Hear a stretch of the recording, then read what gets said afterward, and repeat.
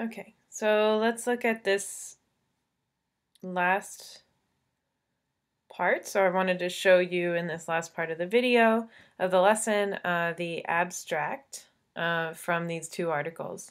So I just want to analyze the language, analyze the organization, and make sure you understand what it means to sound succinct. And that means succinct means you're using brief, short language that explains a lot of things. And it might seem like when you're talking about brief or short, you want to exclude connection phrases, but it's actually the opposite. Connection phrases allow you to say a lot and have a lot of meaning in a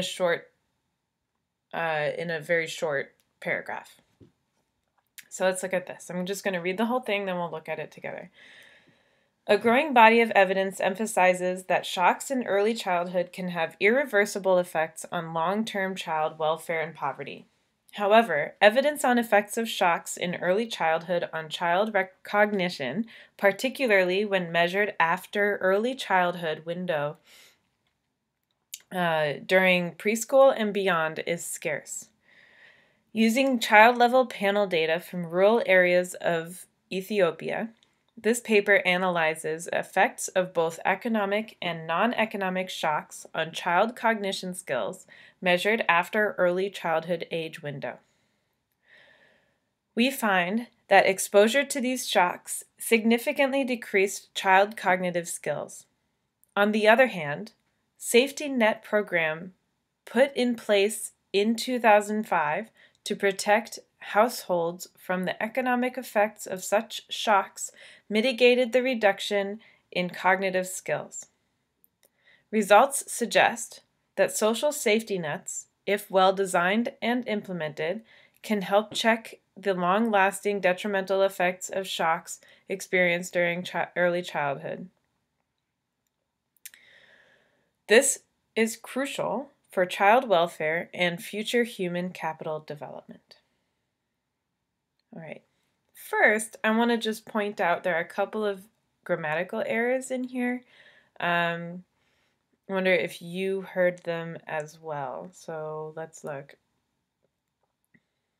I think it's this one. So a safety net program put in place in 2005. It should, because program is countable, it should have an article right here, a safety net program. I think there was another one with window, early child age window, because window is, even though they're talking about window with time or with age, it still is countable. But if it is common in this field to use it without an article, then don't use an article, but normally you would.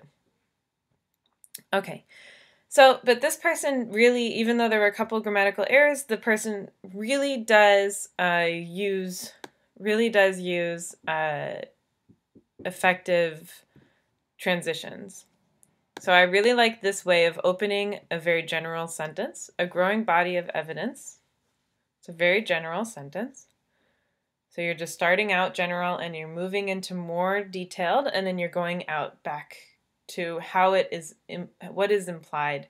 So a growing body of evidence emphasizes that shocks in early childhood can have irreversible effects on long-term child welfare and poverty. So they're talking about generally what is the research on this topic, and then they say, however, they kind of start to pivot away from the general research that has already been done and show what their paper, what their study does and how it's different. Then they talk about their results. Sorry, they give a little background and talk about how they're different from the papers already done. They talk about their results, their findings and their results, and why it's crucial. So it's a very clear structure, very clear organization, and they do that using these connection phrases. A growing body of evidence. However, this paper analyzes. We find that. On the other hand, results suggest. And this is crucial for child welfare and future human capital development. This is an awesome sentence to end with. It really shows why it's important to read and who might want to read it, what they might want to read the paper for. All right, let's look at this other one. I'm sorry, it's a little blurry. All right. When well-learned motor skills fail, such as when elderly persons fall or when athletes choke under pressure, it is assumed that attention is directed toward the execution of action. Okay, this is a very general sentence. It is assumed. It's talking about an assumption that people often make. Research findings suggest that this controlled execution and subsequent inferior performance depend on a dominant left hemispheric activation. So then it talks about former research. In a series of 3 experiments, we tested whether increasing right hemispheric activation by the use of hemispheric-specific priming extenuates motor skill failure. We compared the performances of a sample of experienced athletes in different sports, soccer, taekwondo, and badminton, in a pressure-free situation with that performed under pressure. As expected, the hemisphere-specific priming extenuated a performance decrease after pressure induction when compared with a control condition. The results suggest that hemispheric specific priming may prevent motor skill failure. It is argued that this hemispheric priming should be task-dependent and can be understood as a functional regulation of the activation in the hemispheres. And then they give a list of key words. If you ever use Twitter or any social media, I don't actually, but if you do, these are like hashtags. What are people going to want to look for in your paper? If they are interested in what it means to not do well under pressure, if they're interested in hemispheric specific priming, sports, skilled performance, motor skill failure, these are all things that will be relevant to them when they read the paper. So it tells them, you're interested in these keywords? Are these keywords for your own research? Then you might find this paper useful. Because that's the whole point of the abstract. You're kind of giving a little snippet. You're trying to get people interested, see that your paper is useful for them, and then you go into it. This was a lot more scientific than the last one. They are talking about their study, their 3 experiments, and they talk about the results. And the language is much shorter than the last one. And a little bit, they actually use less words, but I think it contains a lot of meaning. So again, they give a general background statement on assumption, like about the masses, what everybody assumes. What research has found in the past, research findings suggest. In a series of 3 experiments, it's a good way to introduce your work. We tested. We compared. They're talking about what they did and why they did it. As expected, so they talk about how their results match with their hypothesis.